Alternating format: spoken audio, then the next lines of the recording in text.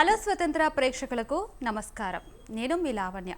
ఈరోజు మనం భారతీయ సంస్కృతిలో అత్యంత పవిత్రమైన మరియు గొప్ప సాహిత్య సంపద అయిన ఇతిహాసాలు, పురాణాల గురించి వివరంగా తెలుసుకోబోతున్నాం.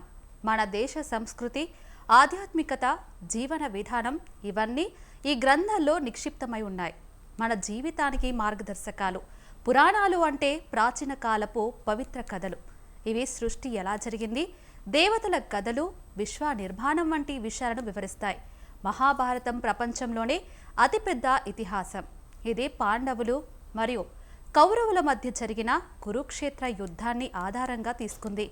మరి ఈ ఇతిహాసం ద్వారా మనకు ధర్మ సంకటాలు, జీవన నిర్ణయాలు, కర్తవ్య బోధ వంటి విషయాలు తెలుస్తాయి. భగవద్గీతలో శ్రీకృష్ణుడు అర్జునునికి ఇచ్చిన ఉపదేశం మన జీవితానికి మార్గదర్శకం. రామాయణం శ్రీరాముని జీవితం ఆధారంగా ఉన్న గొప్ప ఇతిహాసం. శ్రీరాముడి ఒక ఆదర్శ పురుషుడు. ఆయన తండ్రి మాటను గౌరవించి రాజ్యాన్ని వదిలి వనవాసం స్వీకరించారు. సీతాదేవి త్యాగం, లక్ష్మణుని భక్తి, హనుమంతుని సేవాభావం ఇవన్నీ మనకు గొప్ప ఆదర్శాలు. ఈరోజు మనం ఒక గొప్ప ఆధ్యాత్మిక మార్గదర్శకుడి నుంచి తెలుసుకోబోతున్నాం. ఆయన తన జీవితాన్ని ధర్మం, సేవ, భక్తి మరియు ఆధ్యాత్మిక జ్ఞానానికి అంకితం చేసిన వ్యక్తి. స్వామి శరణమయ్యప్ప శ్రీ బాలశాస్త్ర శ్రీపీఠం వ్యవస్థాపకులు బుక్కా కిట్టు గురుస్వామి గారు. నమస్తే గురుస్వామి గారు. నమస్కారం గురుస్వామి గారు. నమస్కారం. నమస్కారం. బాగున్నారా గురువు గారు? బాగున్నానమ్మా, మీరు బాగున్నారా? బాగున్నాను గురువు గారు. గురువు గారు, భారతీయ సంస్కృతిలో ఇతిహాసాలు మరియు పురాణాల ప్రాధాన్యం ఏంటంటారు?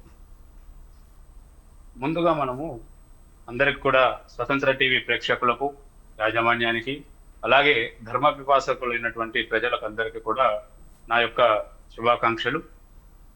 ధర్మ ఏవ హతోహంతి ధర్మో రక్షతి రక్షితః అంటారు పెద్దలు. అంటే ధర్మాన్ని అనుసరించే విధానంలో మనము ధర్మంతో పాటు ఉంటే ధర్మం మనల్ని రక్షిస్తూ ఉంటుంది. అదే ధర్మాన్ని మనం నాశనం చేయాలి అనుకుంటే ఆ ధర్మమే మనల్ని నాశనం చేస్తుంది.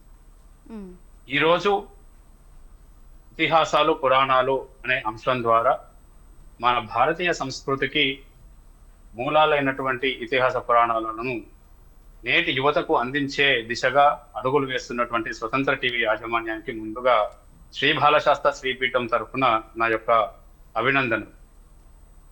ముందుగా ఇతిహాస పురాణాల గురించి ఈరోజు ఉన్న జనరల్ పర్సెప్షన్లో తీసుకుంటే ప్రతి ఒక్కరు కూడా ఇవి ఒక కట్టుకథగా, కల్పితాలుగా భావిస్తూ ఉంటారు.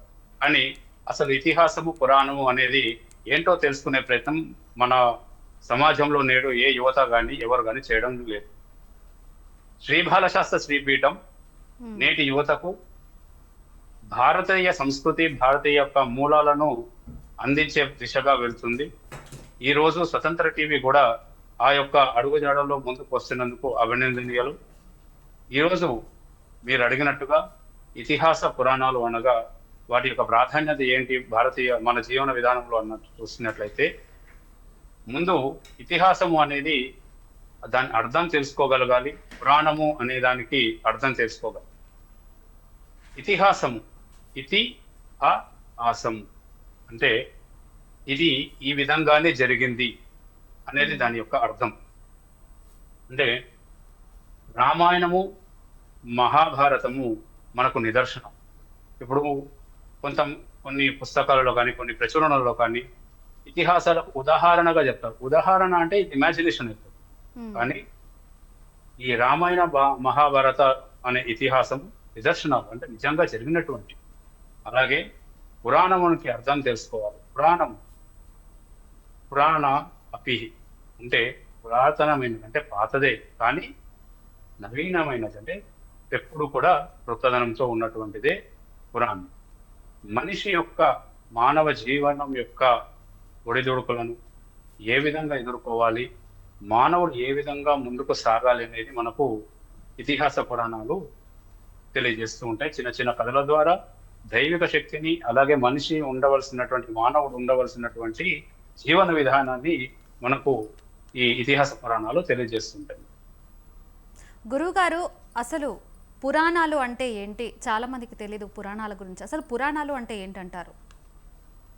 పురాణాలు అనే దానికి వచ్చేసరికి ఇందాక చెప్పినట్టుగా పురాణం నవీనం అంటే పాతదే కానీ నూతనమైనటువంటిది ఎప్పుడు కూడా కొత్తదనాన్ని ప్రచురిస్తుంది. అంటే ఇందులో ప్రత్యేకంగా మనం తీసుకుంటే సృష్టి యొక్క రహస్యాలను, మానవ మనుగడకు ఉండవలసినటువంటి మనిషి యొక్క జననము, ఈ మానవ జననానికి గల రహస్యాలను, అలాగే దేవీ దేవత యొక్క శక్తులను, భక్తి మార్గాన్ని తెలియజేసేటువంటివే పురాణాలు. ముందుగా పురాణాలను మనకు భారతీయ సంస్కృతిలో 18 పురాణాలుగా విభజించడం జరిగింది. ఇందులో ముఖ్యంగా అందరం కూడా మనం బాగా గుర్తుపెట్టుకోవాల్సింది ఏమి అంటే భారతీయ సంస్కృతి లేదా భారతదేశ యొక్క ఒడివడి అనేది కూడా వేదానుసారంగా నడుస్తూ ఉంటుంది. వేదాలలో ఉన్నటువంటి నిక్షిప్తమైనటువంటి రహస్యాలన్నీ కూడా సామాన్య మానవునికి చేరే విధంగా ఉండదు కాబట్టి, అంటే అర్థం చేసుకునే ప్రయత్నం మానవులు చేయరు. అంటే మనం చేయలేము వేదాలను నేర్చుకోవడానికి. అదేదో ఒక వర్గానికి సంబంధించిన విధంగా భావిస్తుంటారు వేదాలు. కానీ అసలు వేదాలందరూ కూడా హైందవ సంస్కృతిలో జన్మించినటువంటి ప్రతి ఒక్కరూ నేర్చుకోవాలి. అవన్నీ కూడా సామాన్య మానవునికి అవగాహతం అవ్వట్లేదు కాబట్టి వేద మహర్షి గారు ఈ ఇతిహాస పురాణాలను మనకు అందించారు. పురాణాలు 18గా ఉన్నాయి. వాటిని మనం మధ్వయం, భ్రాద్వయం, రత్రయం, వచసిష్టం, అనాపలింగ, కౌస్కాని అంటే మధ్వయం అంటే మత్స్య పురాణము, మార్కండేయ పురాణము, భ్రాత్రయం అంటే భవిష్య పురాణము, భాగవతము, భ్రత్రయం బ్రహ్మ పురాణము, బ్రహ్మాండ పురాణము, బ్రహ్మ వైవర్త పురాణము, అలాగే చతుష్టయం అంటే విష్ణు పురాణము, వాయు పురాణము, వామన పురాణము, చతుష్టయం, అలాగే అగ్ని పురాణము, పద్మ పురాణము, నారద పురాణము, లింగ పురాణము, కూర్మ పురాణము, స్కాంద పురాణాలు. అంటే వీటన్నిట్లలో కూడా మానవ మనుగడ ఎలా సాగింది, వాటికి దైవశక్తి ఏ విధంగా అందించడం జరిగింది అనేది మనకి పురాణాలు తెలియజేస్తుంటాయి. గురుగారు అంటే మహాభారతం ఏ అంశంపై ఆధారపడి ఉందంటారు? మహాభారతం అనేది ఒక ఇతిహాసం, చరిత్ర. ఇది అంటే నిజంగా జరిగినటువంటి చరిత్ర. ఇది ప్రధానంగా ఆధారపడి ఉన్నది ధర్మం.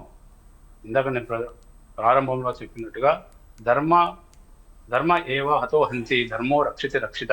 అంటే ధర్మంకి మనం ఏ విధంగా అనుకూలంగా ఉంటామో ఆ విధంగా ధర్మం మనతో ప్రవర్తిస్తూ ఉంటుంది. ప్రధానంగా ఈ భాగవతం లేదా మహాభారతం అనేది ధర్మం పైన నిలబడింది. దీనే జయవ కావ్యం కూడా అంటారు. అంటే అధర్మంపై ధర్మం గెలిచినటువంటి కథ, చరిత్ర ఈ మహాభారతం. గురుగారు, కురుక్షేత్ర యుద్ధం ఎవరి మధ్య జరిగింది, అసలు ఎందుకు జరిగిందంటారు? కురుక్షేత్ర యుద్ధము అనేది ఇందాక మనం చూసుకున్నట్లయితే మహాభారతం అధర్మం పైన గెలిచినటువంటి ధర్మ కావ్యంగా చెప్పడం జరిగింది. అంటే ఈ కురుక్షేత్రము దాయాదులు అంటే అన్నదమ్ముల మధ్యలో జరిగింది. ఇద్దరు అన్నదమ్ముల మధ్యలో వచ్చినటువంటి ధర్మ అధర్మానికి ప్రతీక కురుక్షేత్ర యుద్ధం. అంటే మనిషిలో ఉన్నటువంటి అహము అనే ఒక కారణం, దానివల్ల అధర్మాన్ని పాటించడం వల్ల కౌరవులు నాశనం చెందడం జరిగింది. ఎక్కువ మంది ఉన్నా కూడా వినాశనం అయ్యారు వాళ్ళు. అలాగే 5 మందిగా ఉన్నటువంటి పాండవులు విజయాన్ని అందిపుచ్చుకున్నారు. కష్టాల్లో ఉన్నా కూడా ధర్మంగా ఉన్నారు కాబట్టి వాళ్ళకు విజయం చేకూరింది. కాబట్టి కురుక్షేత్ర యుద్ధం అనేది ఒక యుద్ధ కావ్యంగా కాకుండా యథార్థ చరిత్రగా చూసినట్లయితే ధర్మ అధర్మాలకు మధ్యలో జరిగినటువంటి చరిత్ర. గురుగారు, రామాయణంలో శ్రీరాముడి జీవితం ఎందుకు ఆదర్శంగా చూపిస్తారు? రామాయణ ఇతిహాసము మర్యాద పురుషోత్తముడైనటువంటి శ్రీరాముని యొక్క జీవన విధానానికి ప్రతీక. శ్రీరాముడు ఏ విధంగా తన యొక్క ధర్మమైనటువంటి జీవన విధానాన్ని సాగించారు అని తెలియజేసేదే రామాయణం. ఇందులో రాముని యొక్క లక్షణాలను ఎంతో చక్కగా వివరించడం జరిగింది. గురుగారు, మహాభారతం ఎందుకు ప్రపంచంలో అతిపెద్ద ఇతిహాసంగా చెప్పబడుతుంది? మహాభారతము అనేది ప్రపంచంలో గల అత్యంత పురాతనమైన ప్రసిద్ధిగాంచినటువంటి ఇతిహాస చరిత్ర. ఎందుకంటే ఇది జరిగినటువంటి చరిత్ర. ఇందులో మనం పూర్తిగా చెప్పాలి అంటే మహాభారతంలో పితామహుడిగా తత్కాల వచ్చారు అంటే ఎక్కడా లేనిది మహాభారతంలో కనిపిస్తుంది. మహాభారతంలో లేనిది ఎక్కడా కూడా ఉండదు. అంటే మానవ శరీరం, మానవ జీవితం యొక్క ఆలోచనలు, భావోద్వేగాలు అన్నిటిని కూడా మహాభారతంలో వివరించింది. సింపుల్‌గా చెప్పాలి మనము అంటే ఎవరైతే మహాభారతాన్ని చదువుతారో వారి యొక్క జీవితాన్ని మహాభారతంలో చూసుకోగలుగుతారు. అంటే వాళ్ళు ఈ మహాభారతం అనేది మానవ మనుగడకు ఒక అద్దం లాంటిది. హ్మ్. అంటే మనం చేసే ప్రతి చర్య కూడా మనకు వచ్చేటి ప్రతి ఒక్క ఆలోచనకు దానికి సమాధానం మహాభారతంలో ఉంటుంది. మనకు వచ్చేటటువంటి ప్రతి సంశయానికి కూడా సమాధానము మనకు మహాభారతంలో ఉంటుంది. కాబట్టి గురువుగారు ఈ మహాభారతం ప్రపంచానికి అత్యంత ప్రాధానికంగా విశాలమైనటువంటి ఇతిహాసంగా తీసుకోవడం జరిగింది.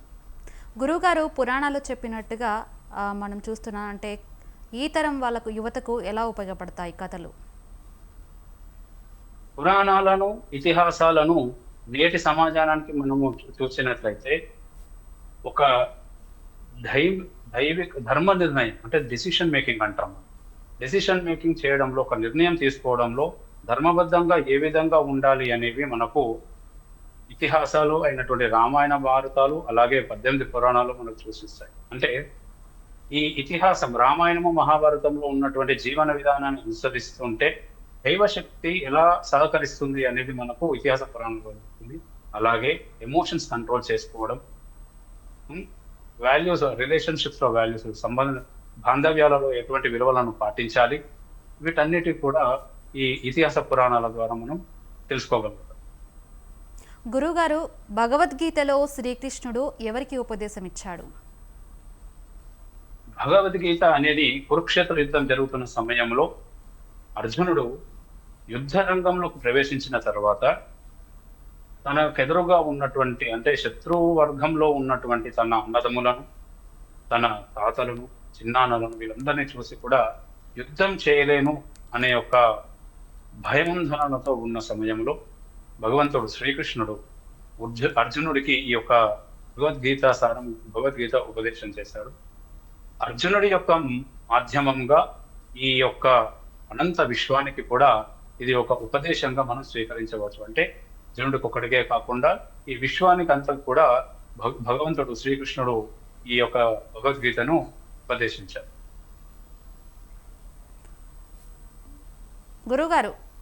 గురుగారు మనం రామాయణం గురించి వినే ఉంటాము. రామాయణం అంటే తెలియని వాళ్ళు ఎవరు ఉండరు. రామాయణము ఎవరి జీవితంపై ఆధారపడి ఉందంటారు? చాలా మందికి తెలియదు కదా గురుగారు, కొంచెం క్లుప్తంగా చెప్తారా? రామాయణము పూర్తిగా మర్యాద పురుషోత్తముడైనటువంటి శ్రీరామచంద్రమూర్తి వారి యొక్క జీవిత ఆధారంగా రచించినటువంటి చరిత్ర కాదు. ఆయన జీవితంలో జరిగినటువంటి సంఘటనలన్నిటినీ కూడా వ్యాస మహర్షి వారు వారి యొక్క రచనల ద్వారా ఈ నేటి తరానికి అందించడం జరిగింది.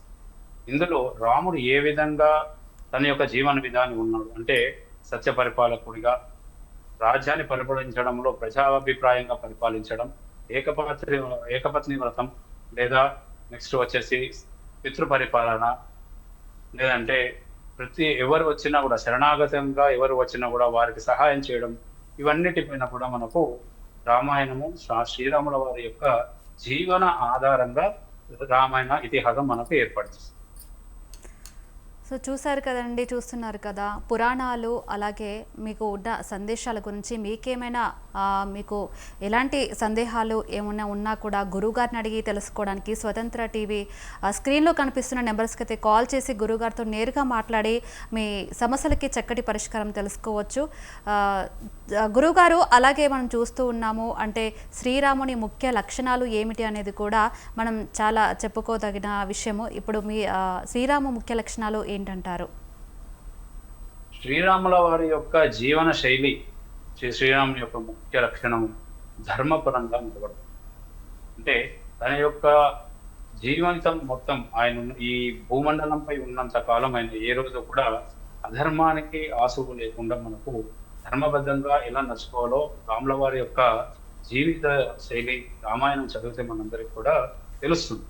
ముఖ్యంగా చూసుకున్నట్లయితే రాముడు సేవా తత్పరుడు, పితృవాక్య పరిపాలకుడు. అంటే తాను ఇచ్చినటువంటి మాటకు కట్టుబడి ధర్మబద్ధంగా జీవితాన్ని గడిపినట్టు వాడు. కష్ట సుఖాలలో ఒకే విధంగా, అంటే స్థితప్రజ్ఞత అంటాం మనం. అంటే కష్టం వచ్చినా, నష్టం వచ్చినా, సుఖం వచ్చినా, లాభం వచ్చినా, ఏది వచ్చినా కూడా ఒకే విధంగా ప్రతిస్పందించడం స్థితప్రజ్ఞత. కాబట్టి రాముల వారికి అయోధ్య రాజ్యానికి రాజ్యాభిషేకం చేస్తాం, పట్టాభిషేకం చేస్తాం అన్నప్పుడు ఏ విధంగా ఉన్నారు.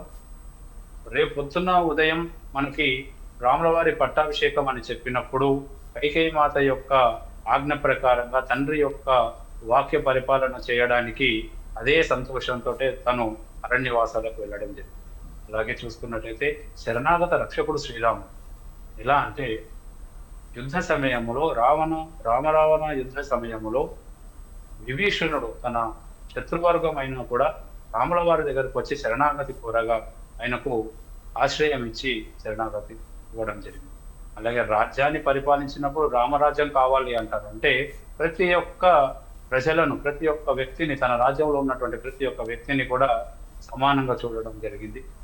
శ్రీరాముల వారు ఏకపత్ని వృతుడు. ఎలాగో అంటే పురాణాలలో కథలలో మనం చదివినప్పుడు, చరిత్రలో చదివినప్పుడు ఒక మహారాజుకి ఒకరు లేదా ఇద్దరు లేదా ఇంతకు మించినటువంటి క్షత్రియ వర్గంలో ఒక రాజు ఇరువురు లేదా ముగ్గురు యొక్క భార్యను కలిగి ఉంటారు. కానీ శ్రీరాముల వారు కేవలం ఏకపత్ని వ్రతుడిగా సీతాదేవిని మాత్రమే తన భార్యగా అంగీకరించి, జరిగినటువంటి పరిణామంలో సీతాదేవి తనను వదిలి వెళ్ళినా కూడా తాను మాత్రం ఒక్కడిగానే ఉండి ఆదర్శంగా నిలవడం జరిగింది. ఇవన్నీ కూడా రాముల వారి యొక్క ముఖ్య లక్షణాలుగా మనం తీసుకోవచ్చు. గురువుగారు, రామాయణంలో సీత గురించి చాలా గొప్పగా విన్నాము. రామాయణంలో సీత గురించి తెలియని వాళ్ళు ఎవరు లేరు. కానీ సీతాదేవి త్యాగం మనకు ఏం నేర్పుతుందంటారు? సీతాదేవి యొక్క ఘట్టం ఏదైతే రామాయణంలో చరిత్రలో ఉందో, సీతాదేవి యొక్క త్యాగం మానవులకు ఎంతో ఆదర్శవంతంగా. అంటే ఆమె చేసినటువంటి త్యాగం ఈనాటి కాలంలో కానీ, తర్వాతి కాలంలో రామాయణం నుంచి కానీ, తర్వాత కూడా ఎవరైనా చేస్తారా చేయరా అనే దాంట్లో ఎవరు చేయరు అనే దానికి అతిశయోక్తి లేదు. ఎందుకంటే ఆమె యొక్క త్యాగం శక్తికి, సహనానికి ప్రతీక. అంటే భూమి పుత్రికగా ఆమె పుట్టినప్పుడు భూదేవికి ఎంత సహనం ఉంటుందో సీతాదేవికి అదే సహనం ఉంది. ఒక రాజకుమారిగా, ఒక మహారాణిగా తను ఉన్నప్పుడు, తన భర్త అడవులకు వెళ్తున్నప్పుడు తన యొక్క రాజభోగాలను త్యాగం చేసి తన భర్త వెంట వెళ్ళడం. 2, అశోకవనంలో రావణాసురుడు సీతాదేవిని వెతికెళ్ళినప్పుడు సహనంగా, భక్తితో, ప్రేమతో, తన భర్తపై ఉన్నటువంటి నమ్మకంతో అక్కడే ఉండి ఏకపత్ని వ్రతం చూపించడం. ఇలాంటివన్నీ కూడా సీతాదేవి యొక్క విశిష్టతను మనకు తెలియజేస్తూ ఉంటారు. ఈరోజు కూడా నేటి యువత అయినా సరే, ఎవరైనా సరే శ్రీరాముల వారిగా, అలాగే సీతాదేవి లాగా లక్షణాలను పుణికిపుచ్చుకొని జీవన విధానంలో ఎదుర్కొనేటటువంటి సంఘటనలు ఏవైతే ఉంటాయో అవన్నీ కూడా మహాభారతం నుంచి తెలుసుకొని వారి యొక్క జీవన మనుగడను అభివృద్ధి పరుచుకుంటారని ఆకాంక్షిస్తుంది. గురుగారు, పిల్లలకు చిన్నప్పటి నుంచే పురాణాలు, ఇతిహాసాల గురించి చెప్పడం ఎంత అవసరం అంటారు? నేటి తరంలో మనం చూసుకున్నట్లయితే మనం చాలా టెలివిజన్ మాధ్యమాల ద్వారా కానీ, కొన్ని షోస్ ద్వారా చూస్తున్నాం. సరే, చిన్నపిల్లలకు వారికి గణేశుడు అంటే ఎవరు, రాముడు అంటే ఎవరు, హనుమంతుడు అంటే ఎవరు, ఇవన్నీ కూడా చూపించడానికి ప్రయత్నం చేస్తున్నారు. కానీ వాస్తవికతకు విడనాడి నేటి తరానికి అవసరమైనటువంటి విధానంగానే ఒక కార్టూన్గా వాటిని ప్రచారణ చేయడం జరుగుతుంది తప్ప వాస్తవికమైనటువంటి లక్షణాలను ఎవరు కూడా చూపించట్లేదు. నేటి సమాజంలో, మనం చూస్తున్నాం సమాజంలో ఎన్నో దుర్ఘటనలు జరుగుతూ ఉన్నాయి. వారికి అవగాహన లేకపోవడం లేదా వారి తల్లిదండ్రులు వారికి నేర్పకపోవడమే ఈ యొక్క లోపం. ఎందుకంటే చిన్ననాటి నుండి వారి విద్య నేర్చుకుంటున్నటువంటి నేటి తరంలో ఉన్నటువంటి సైన్స్, ఏదైతే ఆధునికత ఉందో, న్యూ టెక్నాలజీ ఉందో, వాటికి అనుకూలంగానే జీవితానికి అవసరమైనటువంటి మంచి నేర్పడంలో ఈ యొక్క తల్లిదండ్రుల పాత్ర చాలా అవసరం ఉంటుంది. వాటికి ముఖ్యంగా వాళ్ళ పిల్లలకి చిన్ననాటి నుండే భారతాన్ని, భగవతాన్ని, రామాయణంలో ఉన్నటువంటి మంచి లక్షణాలను నేర్పే అవసరం చాలా ఉంది. దాని ద్వారా రానున్న తరములో మనం ఇప్పుడు చూస్తున్నాం ఏ టెక్నాలజీ వచ్చింది. అది మానవ యొక్క మేధస్సునే అణిచివేస్తూ ముందుకు వెళ్తూ వస్తుంది. కానీ మానవుడు తలుచుకుంటే ఏదైనా చేయగలుగుతాడు. ఏదైనా చేయడానికి అవసరమైనటువంటి క్రమశిక్షణ అయినటువంటి నియమ నిబంధనలు మనకు చిన్ననాటి నుండి మన పిల్లలకు నేర్పించడం జరిగితే వాళ్ళకి ఈ ఇతిహాస పురాణాల ద్వారా వాళ్ళు నేర్చుకోగలిగితే వాళ్ళ జీవితంలో ఎంతో అత్యున్నత స్థాయికి చేరుకుంటారని ఆకాంక్షిస్తుంది. గురుగారు, ప్రస్తుత సమాజంలో ధర్మం మరియు ఆధ్యాత్మికత తగ్గిపోతున్నాయంటారా? మీ అభిప్రాయం ఏంటి? నేటి తరం ఆధ్యాత్మికత అనే దానికన్నా వాళ్ళ యొక్క ఫ్యాంటసీకి ఎక్కువ ఇంపార్టెన్స్ ఇస్తున్నాం. అంటే వాళ్ళ యొక్క అభిరుచికి ఇస్తున్నాం తప్ప ధర్మానికి, మన దేశం యొక్క రక్షణకు అవసరమైనటువంటి, మన సంస్కృతికి అవసరమైనటువంటి విధానంలో నేటి యువత లేదు. కాబట్టి ఈ రోజు ఉన్నటువంటి సమాజంలో, ఈ రోజు ఉన్నటువంటి సంస్కృతిని చూసుకుంటే, ఈ రోజు ఎంతటికైనా సరే ఈ సంస్కృతిని, ఈ మూలాలను కాపాడి, ఈ మూలాలను ప్రపంచానికి, సమాజానికి తెలియజేయాల్సిన అత్యంత అవసరం నేటి తరంపై ఉంది. నెక్స్ట్ తరం వచ్చే వాళ్ళకి, ఎందుకు ప్రజెంట్ మనం చూస్తున్నాం మన ఇళ్ళలో కూడా చాలా మంది, మన బంధువర్గాలలో కూడా ఎలా అయిపోయింది అంటే ధర్మము, ఇతిహాస పురాణాలు అంటే కేవలం పూజలు పునస్కారాలు అనే భావనకు వచ్చేసాయి. కానీ ఇతిహాస పురాణాలు అంటే పూజలు పునస్కారాలు మాత్రమే కాదు, అది ఒక జీవన విధానం. మనం ఎలా జీవించాలి అనేది ఈ ఇతిహాస పురాణాలు మనకు తెలియజేస్తుంటాయి. కాబట్టి నేడు ఉన్నటువంటి ఆధునిక సమాజంలో ఆధునిక యువత, జెన్జీ అనే ఒక పేరుతోటి ముందుకు వెళ్తున్నటువంటి ఈ తరానికి ఖచ్చితంగా ధార్మికమైనటువంటి జీవన విధానాన్ని అలవర్చుకోవాల్సినటువంటి అవసరం ఉంది. ఎందుకంటే ఇదేదో మతపరంగా కానీ ఒక వర్గానికి సంబంధించినటువంటి విషయం కాదు. మనకున్నటువంటి ఇతిహాస పురాణం ప్రతి మనిషి, ఈ ప్రపంచంలో జన్మించినటువంటి ప్రతి మనిషి అలవరుచుకోవాల్సినటువంటి లక్షణాలను ఈ ఇతిహాస పురాణాలు మనకు అందజేస్తాయి.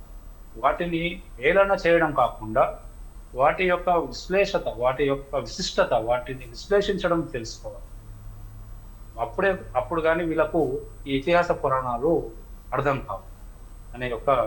కాబట్టి ప్రస్తుత సమాజంలో ఆధునిక ప్రపంచత, ఆధునీకరణ, న్యూ టెక్నాలజీతో పాటు ఈ ఆధ్యాత్మికపరమైనటువంటి ఇతిహాస పురాణాలు జీవన విధానానికి అవసరం విధంగా మనం అలవర్చుకునే విధానంగా అటు పాఠశాలలు కానివ్వండి, ప్రభుత్వాలు కానివ్వండి చొరవ చూపాలని కోరుతున్నాను. గురువుగారు, మార్గదర్శకాలు, పురాణాలు మరియు ఇతిహాసాల మధ్య ప్రధాన తేడాలు ఏంటంటారు? ఇతిహాస పురాణాలకు ప్రధాన తేడా అంటే సృష్టి యొక్క రహస్యాన్ని, దైవిక శక్తిని తెలియజేసేది పురాణం. వాటి యొక్క లక్షణాలను ముందుకు తీసుకొని మనిషి యొక్క జీవన విధానం అంటే కూడా చూడండి, రాముడు ఒక్కడే కాదు, రాముడితో పాటు ఉన్నటువంటి లక్ష్మణుడు కానివ్వండి, భరతుడు కానివ్వండి, శత్రుఘ్నుడు కానివ్వండి, హనుమంతుడు కానివ్వండి, లేదా దశరథ మహారాజు కానివ్వండి, సీతాదేవి కానివ్వండి, ఊర్మిళాదేవి కానివ్వండి, ప్రతి ఒక్కరికి ఒక జీవన విధానం ఉంది. వాళ్ళ అందరి యొక్క లక్షణాలు ఈ రోజు ఈ నేటి కలియుగంలో అవన్నీ కూడా ఒక మానవుని లోపలనే ఉంటాయి. కాబట్టి ధర్మ నిబద్ధత ఉండాలి, సేవా తత్పరంగా ఉండాలి, సోదర భావంగా ఉండాలి.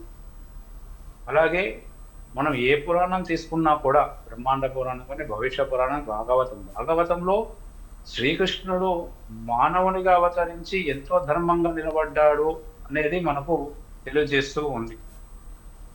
కాబట్టి ఈ ప్రత్యేకమైన ఇతిహాసాలు మరియు పురాణాలకు మధ్య తేడాగా తీసుకుంటే, ఒకటి ఇలా జరిగినవి మనము ఎన్నిసార్లు పురాణాలు చదివినా కూడా మనకు అవి కొత్తగానే కనిపిస్తూ ఉంటాయి. అంటే ఒకసారి చదివిన పురాణాన్ని మళ్ళా చదివినప్పుడు ఇంకో కొత్త విషయం అర్థము, ఒక విషయం అర్థమైంది అనుకుంటే ఇంకో కొత్త విషయాన్ని మనకు అర్థమవుతూ ఉంటుంది. సో ప్రత్యేకమైన వ్యత్యాసం అనేది ఎక్కువగా లేదు ఈ రెండిట్లో. ఒకటి ఎలా ఉండాలనే విధానాన్ని చూపిస్తుంది అది ఇతిహాసం. ఎలా ఉంటే మనకు బాగుంటుంది, దైవిక శక్తి మనకు వస్తుంది అనేది పురాణాలు చెప్తుంది. గురువుగారు, ఇతిహాసాలు పురాణాల గురించి చాలా చక్కటి విషయాలు అయితే మాకు తెలియజేశారు, మాకు మా ప్రేక్షకులకు. మీ వల్ల చాలామంది కూడా ఇతిహాసాలు పురాణాల గురించి చాలా చక్కటి పరిష్కారాలు అయితే తెలుసుకున్నారు. ధన్యవాదాలు గురువుగారు, నమస్కారం. చూశారు కదండి, ఇది ఇవాల్టి హలో స్వతంత్ర. మరో టాపిక్తో మళ్ళీ కలుద్దాం. చూస్తూనే ఉండండి స్వతంత్ర టీవీ.